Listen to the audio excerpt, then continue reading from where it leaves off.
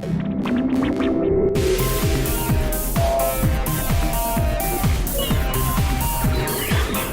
from Las Vegas, this is NAB Show Live, produced by Broadcast Beat. Hi, I'm Jeanette DePatty with Broadcast Beat. I'm so excited. I'm going to be interviewing Jason Friedlander from Verizon Digital Media Services. Hello, Jason. Hi, thank you for having me. Oh, it's my pleasure. So, what do you have new for us here at the show this year? Well, we're excited. I wasn't able to talk to you guys about this a week and a half ago when you guys had me on your show, but we're launching Media Experience Studio, which is our biggest product launch we've ever had as a company. And what is Media Experience Studio? So Media Experience Studio is what we're calling a content intelligence service. So we felt that content owners, and we've heard a lot of feedback from our customers, that we've really solved a lot of problems when it comes to ingesting, encoding, ad insertion, delivery of video content. Our CDN's fantastic, our quality assurance capabilities are amazing, but they were still struggling when it came to CMS and digital asset management and MAM, and they wanted us to take a look at that and see if we can streamline that workflow for them into a single platform. And that's what Media Experience Studio is. It's a way for content owners to better understand what it took to make a piece of content or acquire it, and get all the analytics and aggregate everything back in to understand how well did it perform, what were the ads, who watched it, what were the demographics, so they can make smarter decisions around what type of content do I make in the future, or what type of content do I acquire. Okay, so when it comes to MAM, that metadata tends to be sort of Teflon coated, right? It doesn't like to stick to the content. Can you tell me a little bit about how you manage that part of the process? Well, that's the beauty, is that we feel if you can tackle it from the very upfront, you can kind of see how the metadata progresses as you start from ideation into production, pre-production, post-production. And why do you have to keep managing in different places? We can keep editing that metadata within that single source.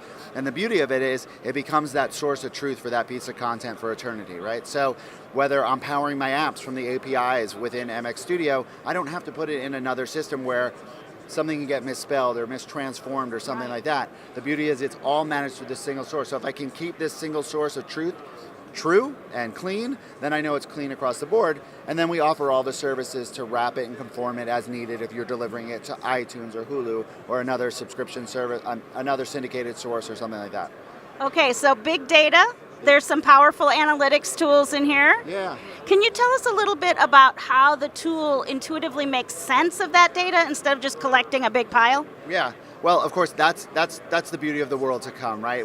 Right now we're trying to get that pool built, so we're pulling in all, from the apps, and we're pulling in our session logs, because every time someone hits play in our system, we have a one-to-one session with them, so we know everything about them when they hit play. So we're pooling all that together and then tying that with AI to make decisions to a content owner, to give them insight into their content where they maybe previously wouldn't have been able to notice a trend. So they may have a large library, and they may not know that a huge portion of their library performs really well with 18 to 24-year-olds. And now we're giving them the tools to be able to say, you know what, you really should launch a new linear channel with this, or you should launch a new app that's focused on this, because we can tell you the ROI that you'll get on this asset will far outreach the risk associated with just putting out a new application or doing something like that.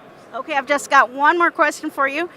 Do you think that we're moving away from ratings and eyeball counts to really the quality of the data that we can collect? Yeah, listen, I think OTT allows content owners to do things in a niche sense, right? You don't need millions of eyeballs to make something successful. We've seen content owners of ours who have large sports rights, but their broadcast networks can only afford to put on the football game or the basketball game, but yet they're getting rights to all these other sports that they just don't air. But in an OTT sense, they can put out these new niche products, because with tools and services like we offer here at Verizon Digital Media Services, we make it really cost effective and really cheap and really low risk to try this new content. And if you can monetize it, whether it's through ads on a one-to-one basis, you're going to get great CPMs, or if it's a subscription service and you're now offering these new things to go kind of check out, you're getting the value from your customer that way, so they'll build that brand loyalty that you need to continue to get that revenue. Okay, anything else we need to know? Nope, just go check us out at VerizonDigitalMedia.com, and we'll answer all your questions. Thank you so much, Jason. Jeanette DePatty for Broadcast Beat.